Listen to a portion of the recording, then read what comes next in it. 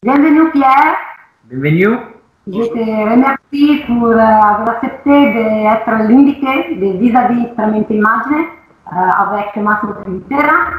Et Daniela Bocconi. J'ai craqué pour cette série. Ben, c'est gentil, merci. Oui, c'est une série hypnotique, oui.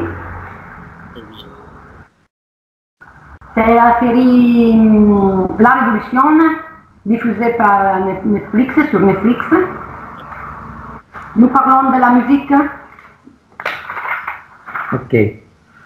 Allora, abbiamo 3 domande per Pierre, che in arte si chiama Sai Se, e che abbiamo l'onore di avere come ospite di Vis-à-Vis, come ha potuto dire benissimo la mia amica Daniela. Parlons de musique. Écoutons un fort mélange de chansons classiques, Bach, Beethoven et des autres, que vous avez revisitées, et de vos pièces sympho-électroniques originales. Tout cela rend la série et ses extraordinaires protagonistes hypnotiquement fascinants. Dites-nous quelle est votre principale intention de composition. J'ai pas compris la fin. Dis-nous quelle est votre principale intention de composition. En fait, ma principale intention de composition, c'est venu assez naturellement en fait. Je me suis pas vraiment posé beaucoup de questions. En fait, à la base, on voulait faire une partition, une musique en fait qui était à la fois ancrée dans une époque, donc dans une époque, on va dire du XVIIIe siècle, et à la fois, comme c'est une série qui est fantastique, on voulait qu'elle soit hors du temps. Donc, on a pris j'ai pris un petit peu les codes instrumentaux de l'époque, donc un quatuor à cordes, un clavecin, et j'ai décidé d'y rajouter de l'électronique, donc des synthétiseurs. Et il s'est posé la question à un moment donné de pourquoi pas reprendre des titres classiques. Donc quand j'ai repris ces titres classiques, j'ai fait exactement la même chose que ce que j'étais en train de composer sur la série. Mais j'ai commencé à écrire le score de la série sans faire les reprises. Les reprises sont venues au bout d'un mois de travail ou d'un mois et demi de travail où je me suis dit on va faire des reprises. Quand on a commencé en fait l'ADN de la série, c'était de mettre un clavecin, une chorale, des cordes et des synthétiseurs. Et une fois qu'on avait cette couleur, oui. On a commencé à essayer de faire des reprises. On a commencé par Handel, la sarabande. Ça a été un peu le moteur en fait des reprises. Che disse effettivamente si è un po' anche rifatto a quel lavoro della Wendy Carlos in Arancia Meccanica. Rifatto? Ah, ok. Tu as compris, oui. Oui, c'était. Ça a été. Nello stile, in the style. Ça a été le point de référence premier en fait. Le travail de Wendy Carlos sur Orange Mécanique.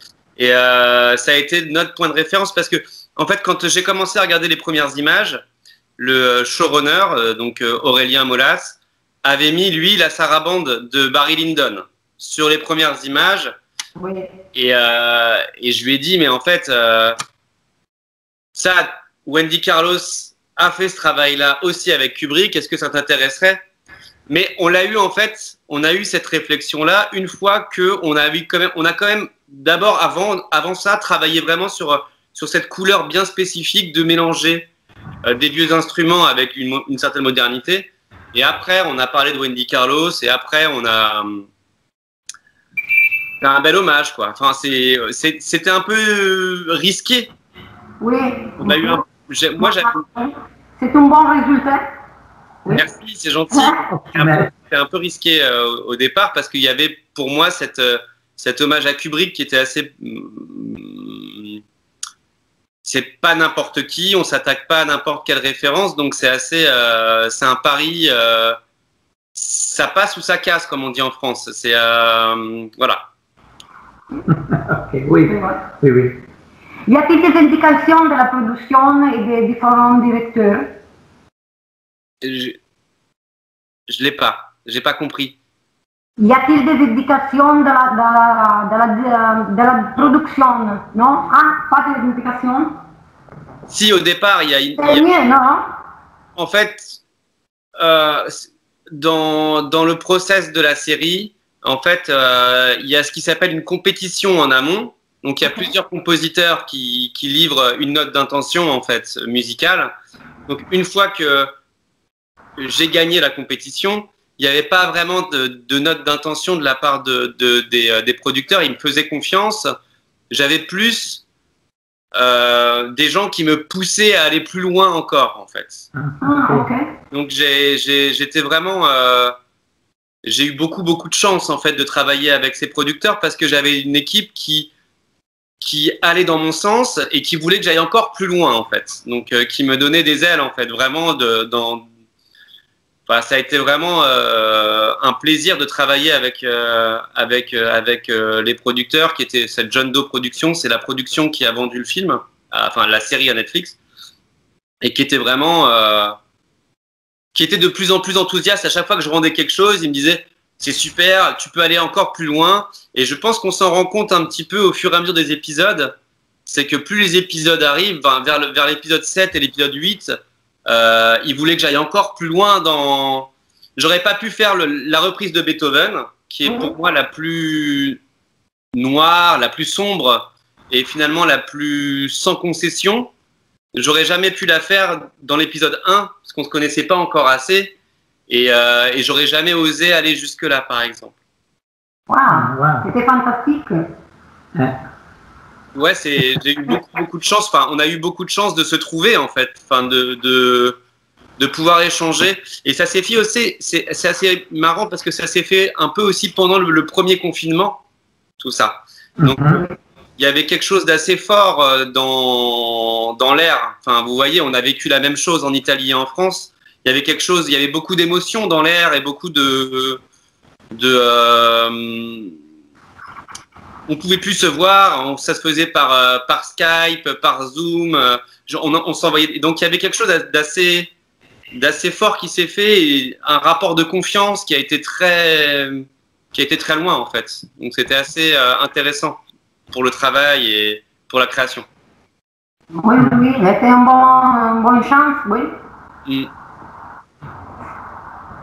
Oui, la demande de 22 minutes. Si.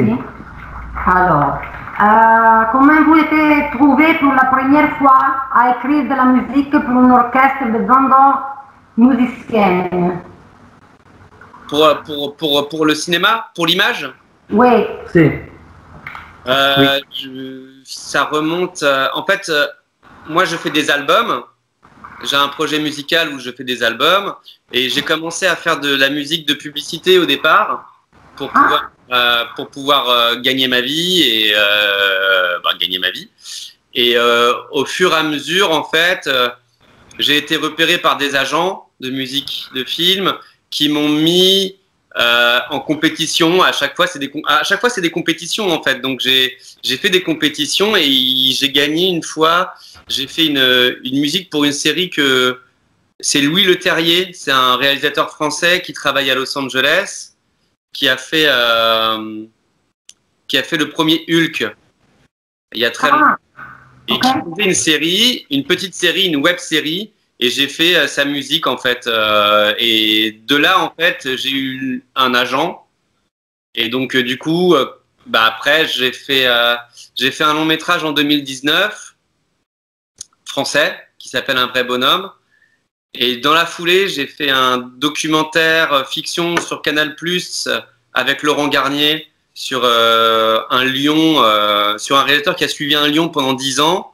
Et juste après, j'ai eu la révolution. En fait, c'est venu très très très vite. Ça fait pas très longtemps. Ça fait très longtemps que je fais de la musique, mais ça doit faire 3 ans seulement que je fais de la musique pour les images, dans le cinéma, enfin dans le cinéma, oui. Dans la fiction, Ok, direi che siamo a posto. Sì, chiedi gentilmente se magari ci racconta qualcosa della prossima stagione. No, Massimo demande de spoiler sur la prochaine, la révolution. La prochaine sigle. Je sais pas encore. J'ai pas encore les infos. Je sais pas encore s'il y a une saison 2. Alors, le spoiler, c'est la saison 2 existe. Elle est écrite. Wow. Il n'y a pas de problème. Mais on ne sait pas encore si Netflix. Ils attendent, je crois, 1 mois avant de savoir s'ils financent la saison 2 ou pas. Ah, ok. Donc, voilà. Après, je peux pas raconter la suite, j'ai pas le droit. Non, oui. Quel dommage. Donc voilà, musicalement parlant, il y a des choses sur lesquelles on a vraiment envie d'essayer. J'aimerais bien essayer tout le travail autour de l'orgue. Et il y aura beaucoup. Enfin, j'aimerais bien mettre beaucoup d'orgue sur la saison 2 et de vraiment de travailler la sonorité de l'orgue. Voilà. Oui, wow, fantastique. Okay. Fantastique. Merci Pierre pour ta disponibilité et ta patience. Oh bah, y a pas, c'était très sympa. Et j'aime beaucoup Milan, j'y suis allé il y a 2 ans, c'est une ville que j'aime beaucoup. Donc voilà. Merci. Merci. Au revoir. Au revoir Pierre.